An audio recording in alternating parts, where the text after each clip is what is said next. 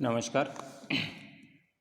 मागील तासिकेला जे आपण 1789मध्ये फ्रेंच या ठिकाणी झालेली जी क्रांती होती, ज्याला आपण फ्रेंच क्रांती म्हणतो, या फ्रेंच क्रांतीची कारणे पाहत होतो. त्यामध्ये फ्रेंच क्रांती होण्यासाठी जे राजकीय, आर्थिक, सामाजिक जे काही महत्त्वपूर्ण कारणे होती, या सर्व कारणांमधील जे पहिलं कारण या ठिकाणी सांगितलेलं होतं ते म्हणजे राजकीय कारण. आणि या राजकीय कारणामध्ये जे एकूण 9 मुद्दे आहे, त्यापैकी नंबर 1 अनियंत्रित राजेशाही, नंबर 2 राणी मेरी अँटोनेटचा स्वभाव, नंबर 3 सत्तेचं केंद्रीकरण, नंबर 4 राज्यकर्त्यांची चैनी व विलासी प्रवृत्ती, नंबर 5 अकार्यक्षम, भ्रष्ट, जुलमी शासन यंत्रणा, न्यायालयीन गोंधळ आणि असे एकूण 6 पॉईंट आपण पाहिलेले होते. आजच्या तासिकेला आपण लष्करी यंत्रणेत गोंधळ हा 7वा पॉईंट पाहू. तर लष्करी यंत्रणेमध्ये जो प्रचंड गोंधळ निर्माण झालेला होता, याची परिणिती फ्रेंच क्रांतीमध्ये सुद्धा झालेली होती. कारण या लष्करी यंत्रणेमध्ये कुठल्याही प्रकारची शिस्त या ठिकाणची नव्हती. लष्करामध्ये शिपायापेक्षा अधिकाऱ्यांचे प्रमाण जास्त होते. महत्त्वपूर्ण जागांवर लायक नसणाऱ्या व्यक्तींची निवडसुद्धा करण्यात येत होती. सप्तवार्षिक युद्धाचा पराभव पत्करावा लागल्याने लष्कराचे मनोधैर्य पूर्णतः खचलेलं होतं. म्हणजे या ठिकाणी सांगितलेलं आहे की जे फ्रेंच लष्कर होतं, या लष्करी यंत्रणेमध्ये गोंधळ कशामुळे निर्माण झालेला होता. सर्वात महत्त्वाची गोष्ट म्हणजे या लष्करी यंत्रणेत कुठल्याही प्रकारची शिस्त नव्हती.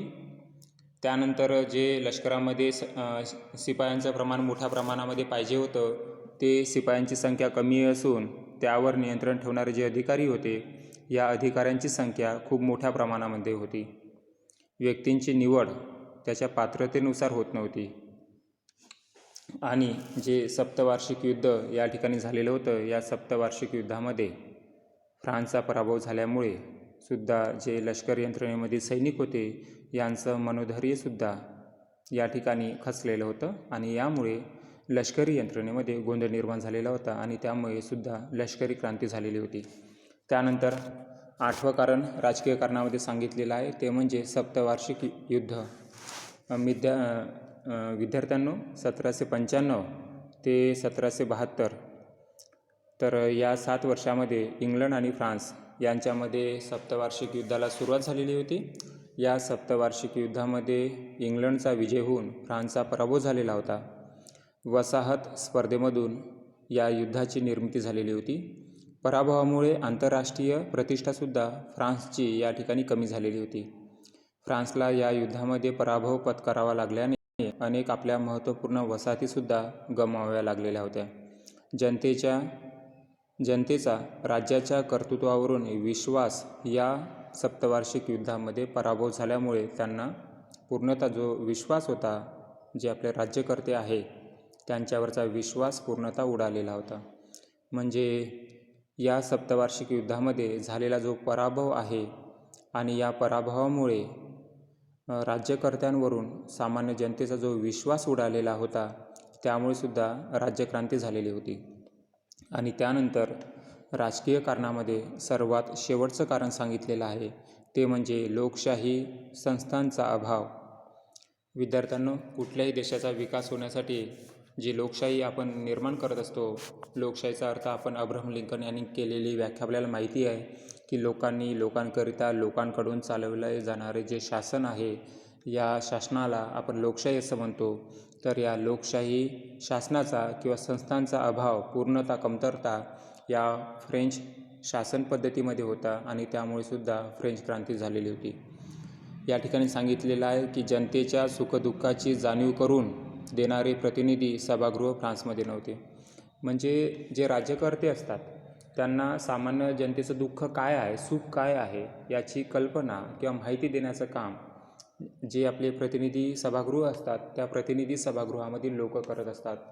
परंतु या प्रकारचे प्रतिनिधी सभागृह या फ्रान्स शासन पद्धतीमध्ये नसल्याचं या ठिकाणी दिसून येते. फ्रान्समध्ये स्टेटस जनरल होते, त्यामध्ये उमराव, सरदार, प्रतिनिधी, धर्मगुरू व सर्वसामान्याचे प्रतिनिधींचा समावेश होता. पण ते सुद्धा आपल्याच हिताचे निर्णय घेण्यासाठी राजावर दडपण आणत असे. म्हणजे पहा, जे या ठिकाणी ज्या पद्धतीने आपण संसद म्हणतो, संसदेमध्ये सुद्धा 2 सभागृह आपल्या भारतामध्ये आहे. एक म्हणजे लोकसभा आणि राज्यसभा आहे की नाही. संसदेच्या जे सदस्य असतात यांना आपण खासदार असं म्हणतो. तर हे सर्व आपण लोकांनी निवडून दिलेले सभासद आपण त्या ठिकाणी पाठवत असतो, जेणेकरून आपल्या सुखदुःखांचे जे काही विचार आहे ते आपल्या सरकारपर्यंत पोचले पाहिजे. आणि प्रतिनिधी हा सरकार आणि जनता यांना जोडणारा दुवा असतो. परंतु या प्रकारचा जो दुवा या ठिकाणी उपस्थित होता ते स्वतःचा स्वार्थ साधण्यामध्ये तल्लीन झालेले होते. त्यामुळे कुठल्याही प्रकारचं जे जनतेचं दुःख आहे ते दुःखाची भावना किंवा माहिती राजापर्यंत पोचली नाही. आणि त्यामुळे या फ्रेंच जनतेचं जे दुःख आहे ते कधीही दूर झालं नाही. आणि याची परिणती म्हणजेच फ्रेंच क्रांती या ठिकाणी घडून आलेली होती. धन्यवाद मित्रांनो. तर अशा पद्धतीने आपण या ठिकाणी फ्रेंच राज्यक्रांतीची जी राजकीय कारणे आहेत या राजकीय कारणांचा अभ्यास या 9 मुद्द्याच्या माध्यमातून पाहिलेला आहे. उद्याच्या तासिकेला आपण या फ्रेंच क्रांतीची सामाजिक कारणे पाहूया. धन्यवाद.